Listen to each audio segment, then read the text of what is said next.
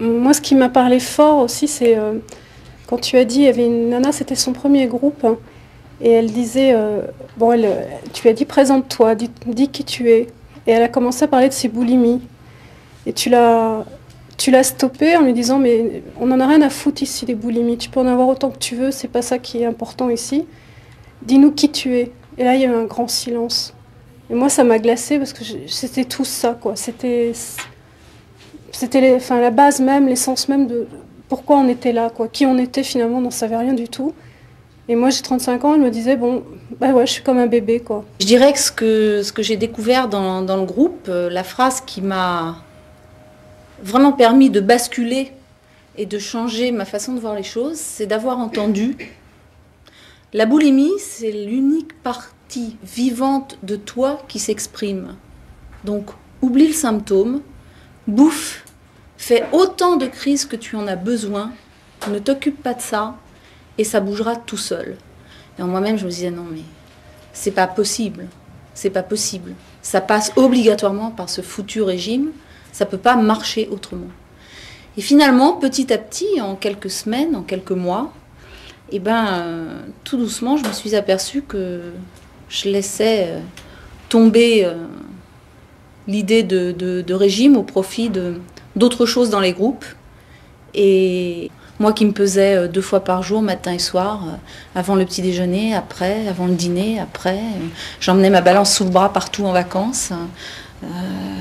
Les petites cuillères, mais la balance aussi, électronique, qui parlait. Tant qu'à se faire du mal, autant s'en faire jusqu'au bout.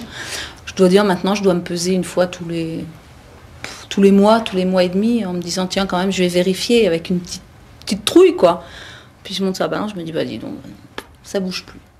La première fois où j'ai assisté à un groupe, je me suis rendu compte que toutes les filles qui étaient avec moi, en fin de compte, elles avaient rien à prouver, elles étaient toutes là à égalité, en fait. Il n'y avait pas de différence entre les unes et les autres, elles arrivaient chacune avec leur histoire.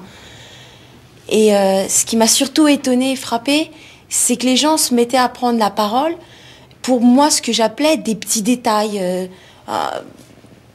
Un exemple tout con, une fille se levait la main en disant moi j'aimerais parler, j'étais au restaurant et soit je me suis laissée envahir, et à raconter une anecdote de leur vie, mais vraiment particulière dans une journée.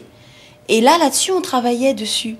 Et ça, c'est un truc, je me suis dit, mais en fait, moi, je passe ma vie à pas avoir de limites et à me laisser bouffer.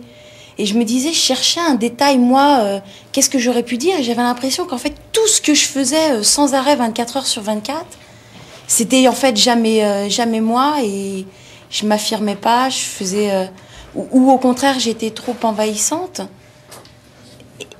Et ça vachement, je me suis dit, mais je parle pas aux gens, en fait. Et que j'étais incapable de dire, si on me disait, tiens, dis quelque chose, enfin, pas dis quelque chose, mais essaye de parler de quelque chose qui te fait souffrir, j'étais incapable parce que tout, en fait, me faisait souffrir, tous les petits détails.